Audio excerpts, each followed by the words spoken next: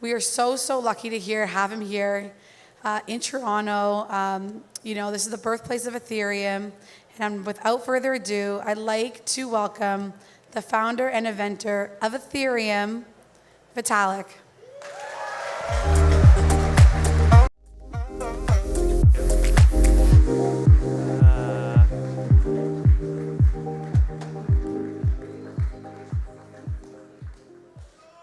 Okay, great. Hello, everyone. Okay, great. So today, hello. What is this? Okay, so today what I wanted to talk about is some of the stuff that's going to happen in Ethereum over the next couple of years, but also talk about it from the point of view not just of what's going to happen with the technology, but also from the point of view of what does this actually mean for people who are building things on Ethereum. Probably the biggest news this year, right, is the merge is coming. The merge is, so Ethereum switched to proof of stake. This effort that we have been working on for basically the last eight years, right? So the first blog post that we wrote about proof of stake was back in January 2014. And in the years since then, a lot of research has happened. In 2017 to 2018, we converged on what we call the beacon chain today, the version of proof of stake that we ended up actually implementing. 1.5 years ago, the beacon chain was actually launched. And so pretty soon, what's going to happen is this complete switch where Ethereum finally switches over to being a pure proof of stake system. And basically what happens there is the Ethereum's application layer. So the applications, the smart contracts, balances, everything that is happening inside of Ethereum is going to be automatically moved off of the proof of work chain, which will basically just stop being functional at that point and move over to the proof of stake chain. Right? So after the merge, Ethereum will finally become a proof of stake system. Yay! Yay! So now, the merge is only the first step in this fairly long and complicated roadmap that we have, right? So after the merge, there's a bunch of other things that we plan on focusing on, but probably the biggest focus immediately after the merge is going to come on scalability, right? So scalability is also a problem that we've been talking about, we've been complaining about, we've been thinking about how to fix pretty much since the beginning of the Ethereum project and even before the chain launched all those years ago. And it's something where we've been actively thinking about it. There have been a lot of groups that have been actively developing solutions. And there's a lot that has happened over the last couple of years in the layer 2 space in particular, right? So some of the rollup projects, so projects like Optimism, Arbitrum, ZK Sync, Loopring, Scroll, Starknet, this big long list of things exists now, and that's something that did not exist at all 3 years ago, and it's just made a huge amount of progress over even the last year, right? But there's even more work on scalability left to go. So people who have been following the Ethereum core development process might have heard of Proto-Dink Sharding. So this is one of the next big EIPs that is in the process of development and is coming to Ethereum after the merge. So basically, the goal of Proto-Dink Sharding is to create what we call these data transactions that have these data blobs. And the point of this is to just increase the capacity of the Ethereum chain to hold a much larger amount of data, right? And there's this very nice synergy between these data blobs and layer 2 rollup projects because rollups are very good at scaling transactions, but they need some space to put their data. And expanding the blockchain's ability to hold more data that these layer 2 rollup projects can use is exactly what Proto-Dink Sharding is about, right? Now, Proto-Dink Sharding, as you can tell from the name, it's only the first step, right? So after Proto-Dink Sharding, there's going to be a second step, which is just called Dink Sharding. And Dink Sharding will massively increase the number of these data blobs that the chain can hold. But So that's the long-term roadmap, right? The long-term roadmap is to basically increase the amount of data that the Ethereum chain can hold up to somewhere around 16 megabytes every slot, right? And today, the average block is only about 80 kilobytes. So like massively increasing the amount of data that the Ethereum chain can hold. And it's done over the next a couple of stages. Proto-Dink Sharding is the first stage, and even Proto-Dink Sharding by itself is going to be a big improvement over how much data the Ethereum chain can hold today. Now, at the same time as improving how much data the Ethereum chain can hold, there's also another effort that's happening at the same time, which is improving how much data rollups use, right? So this is data compression in rollups. This is something that I've talked for a long time about as something that really needs to happen. Basically, trying to pack a much larger number of transactions into a much smaller amount of space so that we just get a big scalability gain for free, right? We can pack more transactions without really having to spend more resources at all.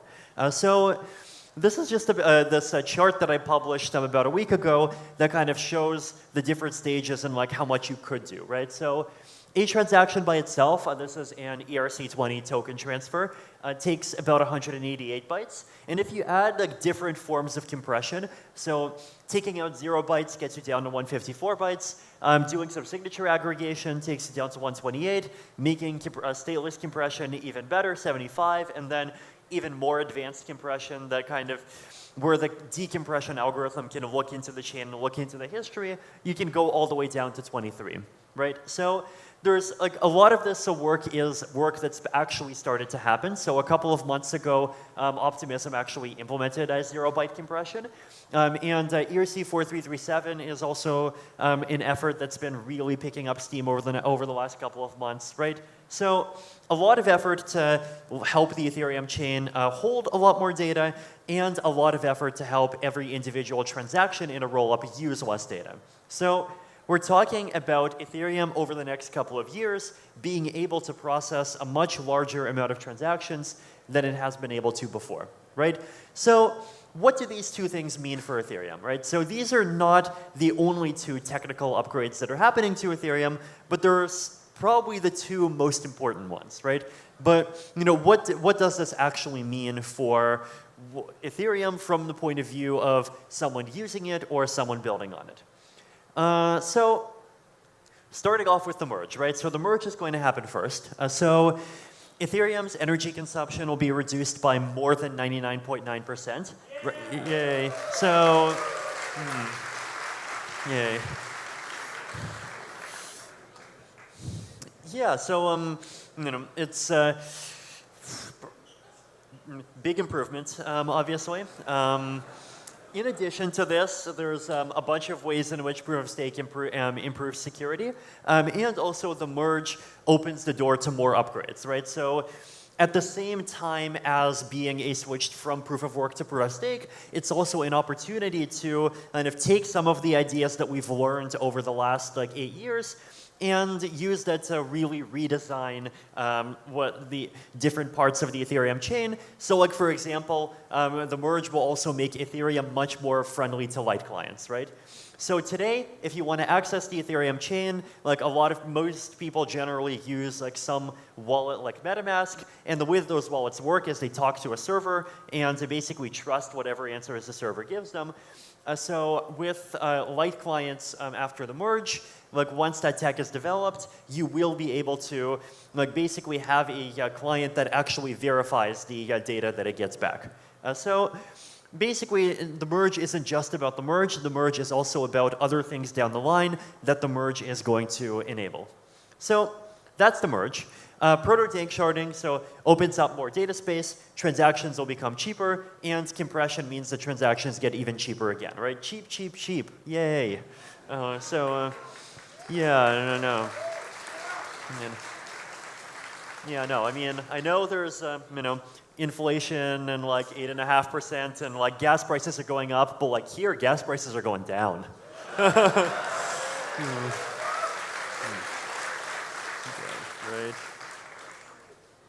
So what can we do with a safer blockchain and cheaper transactions, right? I think this is probably the big question. So Probably one of the big and really important things is just lower transaction fees are the thing and the only thing that can make blockchains affordable for anyone, right? So median income per day in Canada, at least according to the data at this link here, is about $113. So this is all in US dollars, just to kind of put all the different countries in the same unit. In Poland, median income per day is $42. In Mongolia, it goes down to $16. And in Zambia, it goes down to $4, right? So very big differences. And we can compare against these numbers average transaction fees on Ethereum for the last couple of years. Now, obviously, they've gone up and down a lot, but generally, they've been somewhere in between $1 and $20, right? Now, today, Ethereum transaction fees are fortunately a bit lower, but that's because we're in a bit of a bear market, at least relative to 2021. So that's obviously not something that we can count on, right? Like it's like basically, if we see one of these bull cycles pop up again anytime soon, then even the cheap transaction fees that we see today, it's not going to happen, or fees are going to go crazy again, right? So that's on the Ethereum base layer, right? And if you take, like, say, the middle of that range, like, we'll take about $5, then you can see how, to a lot of Canadians, it can be affordable to send blockchain transactions for a lot of applications. But if we're talking about like blockchains being this global thing that's supposed to, empower people who are not empowered today in underprivileged countries, then you can see how it starts looking less viable, right? Because we're talking about single transactions potentially taking up people's entire daily income. And one of the things that you actually see if you visit some of these places, as we have, right, is that a lot of the time people do love blockchains, they do love cryptocurrency. I should say they love cryptocurrency, but they don't love blockchains. That's probably the way to put it, right? Because what you actually see often enough is that people have cryptocurrency, but they have it in Binance wallets, right? Like you even see, entire ecosystems where it's just accepted that everyone has a Binance wallet, and like sending from a Binance wallet to a Binance wallet is the way that you make transactions, right? So why does this happen? Well, obviously, right? If the blockchain is too expensive, people are going to look for something else. That's like just a fact, and it's a fact that we have to deal with. And so if we wants to have a world where like we can have blockchain activity happening without needing to trust centralized exchanges for everything, then we just have to learn how to make blockchains cheaper. Now, today with rollups, it's already sometimes 25 cents, sometimes less than 25 cents.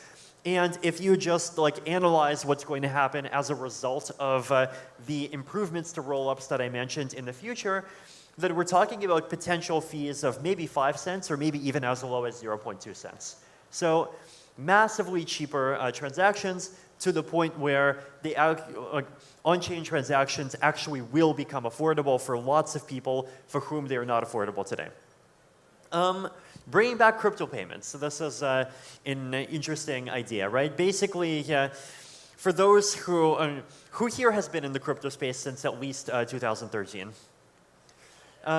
Who here has read the Bitcoin white paper? Who here remembers the title of the Bitcoin white paper? Bitcoin, a peer-to-peer electronic cash system, right? Like, back in the good old days, people thought blockchains were for paying people. So, yeah, right. So even like back in this picture, I'm curious. Does anyone recognize which city and this is from? It's not Toronto. It is. I believe this is actually Berlin. This is the Bitcoin Keats. Basically, it's this is. There was an effort in 2013 where people tried really hard to like get a lot of people to move to one place and to get a lot of restaurants like in the same region to all accept Bitcoin at the same time. And there was like this big social movement where people were really excited about like just trying to get an in-person Bitcoin economy happening, right? And it started and it continued for some time, but fast forward a few years later, and people have mostly kind of stopped about talking about these things, right? And I think one of the reasons why is basically because blockchains for in-person payments just stopped looking as attractive as it did before, right? And fees are just an obvious reason why, right? Back in 2013, one of the main arguments for why you should accept Bitcoin was fees, right? The argument basically was like, look, PayPal and the credit companies are very mean to us. They charge 29 cents plus 2.9% for transactions, and they charge even more if it's international. And so if you send a payment with Bitcoin, well, the transaction fees are 1 cent, right? And this was the argument, and this was like the pitch by which the first wave of merchant adoption happened. Now, since then, that argument has basically just become completely false. Now, if blockchains can scale, then guess what? The argument becomes true again, and so we're in a future where blockchains are cheap and we have even more network effects than we did before. So the question is, if we have much more scalable blockchains, can we actually bring back crypto payments? And I think it's something that's going to be worth trying, right? Now, crypto payments are something that exists in a lot of different ways, right? So there's crypto payments on the internet, right? Lots of people use cryptocurrency for international payments already. Like, it's just something that happens quietly, and like people who do it, they just quietly do it. Like, there's no reason for them to make a big marketing pitch and announce it, and so it is happening. But there are a lot of cases where more of it could be happening, and it just isn't happening yet. So there's also kind of consumer to merchant payments, like paying for goods with businesses. There is also in-person payments, right? So in-person payments we tried to do, and I think it may be worth trying to do again. There are obviously micropayments. There's many different kinds of payments, right? But this is the sort of thing that, like, today is a fairly niche thing, but I think especially with blockchains being much more affordable, it is something that could grow much more in the future. Non-financial applications, right? So one of the big things about Ethereum is, like, Ethereum is not just a payment system, right? And there's supposed to be this, like, big array of all of these other amazing things that you could use blockchains to do. ENS is probably the big one. Who here has used a non-financial application on Ethereum that's not ENS? Who here has used ENS? Right, so ENS is, like, by far the most popular non-financial application on the Ethereum blockchain, right? And I think the reason why is pretty clear. It's just a really valuable and useful tool. And I think the interesting thing about ENS is that it's like one piece of a puzzle where there are a couple of other pieces that are very complementary to it that can help to, like, actually create basically, like, some kind of decentralized identity ecosystem on top of Ethereum, right? So you have ENS, and ENS lets you have a username without that username being tied to a company that controls it. Account management, right? So let's say, who here remembers PGP? 1990s, crypto wars, everyone has their own public key, web of trust, right? There was this really big idealistic effort to try to kind of create this ecosystem where everyone would have their own cryptographic key. And with these, people would be able to sign messages, they'd be able to encrypt messages, we'd have privacy, we would have security, and, like, all without having to rely on intermediaries. But the network effects never really happened, and it just sort of never really panned out well, right? Now, fast forward to today. We have millions of people with crypto wallets, and we have millions of people that have private keys inside their own browsers. Now, why, right? Well, because they want to trade monkey pictures, right? So it's like, 1990s, you have these really kind of deep and philosophical arguments about, like, there's this fundamental great battle between the authority of the nation state and the desire for individual freedom, and if you want to protect privacy and if you want to assert your independence, then cryptography is the future of ensuring freedom of the humanity. Fast forward 20 years and it's like, hey, look, it's a monkey! And guess which one works better? Now, this is, like, in one of the kind of interesting double-edged swords of the crypto space, right? It's like, the problem with the pre-crypto sort of idealistic decentralized tech movement is that it never had enough incentives. The problem with the crypto space is that like it has great incentives, but at the same time, it has incentives that like go in very weird directions sometimes, right? So at the same time though, like we have actually created this ecosystem where lots of people have cryptographic keys, and we actually get the possibility of using these cryptographic keys for other applications and not just stuff on the blockchain. So there's this project called Sign In with Ethereum where you can use your Ethereum wallet as a way to sign into web services. So if you go to chat.blockscan.com, you actually see there's like a chat application. It's basically like a Telegram clone, except you don't have to give your phone number to use it. You just like use your phone, sign in with your Ethereum account. And if you, like anyone who has an Ethereum address basically already has a chat.blockscan.com account. And if you know someone's ENS name, you can go send them a message. I mean, you can send me a message. I probably won't read it, but you can send me a message. Now, so I think Sign In with Ethereum is like one of those things that kind of expects to start slowly growing more and more over time, right?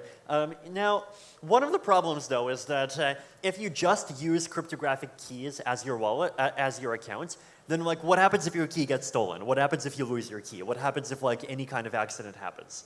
Now, one of the kind of pitches that sometimes traditional Web 2 companies argue about like why Google can control your account and why it's good is because they can do account recovery, right? It's like if you lose your account or if something bad happens, there's like people and you can appeal to those people and those people can give you your account back.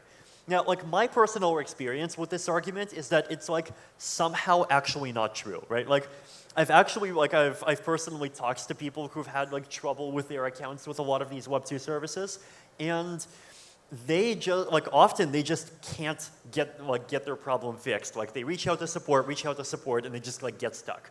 I mean, like I personally, a few months ago, like I had my Amazon account flags due to like some suspicious activity thing because I dare travel between different countries. There was a form and I filled in the form and at some point they said, okay, well we filled in the form but we don't have enough information and please hold on. And basically I have not gotten my Amazon account back, right? So Web 2 companies are they talk about how, centralization is good because you at least provides recovery, but somehow they've screwed this up so much that often they don't actually provide recovery. So what can we do? So Web3 can do this better, right? So for the last couple of years, I've been talking about this concept of social recovery where you can choose, who your recovery contacts are, right? And you can make whatever choices you want. So you can say, I'm going to have 5 recovery contacts. 2 of them are going to be an institution. 1 of them can be my employer. 1 of them can be my dad. 1 of them can be a friend. And any 3 of those 5 can come together and recover your account and kind of reset your key to something else, right? And this is something that you can put into the rules on a smart contract, put that on chain. This is, it's a very simple approach, and it's, I think, a sort of a model of security that is both very decentralized, right? You're not giving up your control to any one single person, and it relies on forms of trust that people have and that people are good at, right? I think people, and especially less technical normal people, are going to be better at picking seven friends that they trust than they are going to be at writing down 24 words and making sure they write it down correctly and making sure this weird piece of paper is they're going to be able to keep it for 10 years and not lose it or get it stolen ever. So it's actually a great solution, but implementing it correctly requires smart contract wallets. So fortunately, smart contract wallets are actually coming. Now, interestingly enough, smart contract wallets themselves, so actually being able to track when these account recoveries happen, when these key changes happen, this itself requires a blockchain, right? So it's instead of using your accounts to log into or using your kind of off-chain accounts to interact with stuff on the blockchain, it's no, you're using your account, which is on the blockchain, to sign into services that can themselves also be centralized services that live off-chain, right? So you can use the same account to sign into on-chain stuff and off-chain stuff. So that's the second piece of the puzzle. Third piece of the puzzle, attestations, right? So, it would be nice, for example, if you can prove that your account actually is a human and that it's not a bot, right? So this is something that, like, for example, in the context of social media, a lot of people care about, right? So, you know, if you want to improve the quality of social media and, like, reduce the level of terrible stuff without kind of, you know, trying to impose political, like, specific political opinions or, like, control it in particular directions or whatever, one very simple thing that you could do is just make sure that, you know, the people who are posting actually are people instead of being like some fake, like, kind of farm where you have one person controlling 5,000 accounts through a bot, right? But if you want to do this, then, like, you have to be able to actually tell, you know, who the real humans are and who the bots are. Now, fortunately, on-chain attestations can actually help, right? So, like, if you use your Ethereum account to sign into a service, the service can actually go and inspect, like, first of all, has this account ever sent a transaction, right? Sending a transaction requires paying a transaction fee. So just whether or not you sent a transaction is like the simplest possible filter that makes it hard to create 10,000 fake accounts, just by making it really expensive. Step two, you can look at, like, things that that account has done. You can check for a proof of humanity profile. You can check for, like, a pope. You know, it's a token that proves that you attended some particular event, right? There's, like, a lot of different things that you can check for. And once you do that, then you can get some kind of, like, better indication of, like, well, how likely is it that this account actually is a unique person? Now, this is something that, like, we can improve over time, so we can combine it with, you know, fancy zero-knowledge stuff, and we can improve privacy. And you can do really fancy and cool stuff like prove you're a human without revealing which human you are, right? So we can have kind of privacy and better security at the same time. Now, these are all different kind of pieces that really fit into each other, right? So you want to have an account in order to sign into services and interact with services. Now, with that, you want your accounts to have a name. If you want to have a name, ENS is great for that. If you have an account, you want to be able to, like, manage that account, be able to change the key, do security stuff, on-chain smart contract wallets, and you want to prove things about yourself, on-chain attestations, or off-chain attestations could, kind of with proofs attached, could work as well, right? So all of these pieces really fit together into this kind of Ethereum identity ecosystem, and, like, to me, this is probably, like, the best candidate for sort of Ethereum's second major app, aside from the DeFi ecosystem.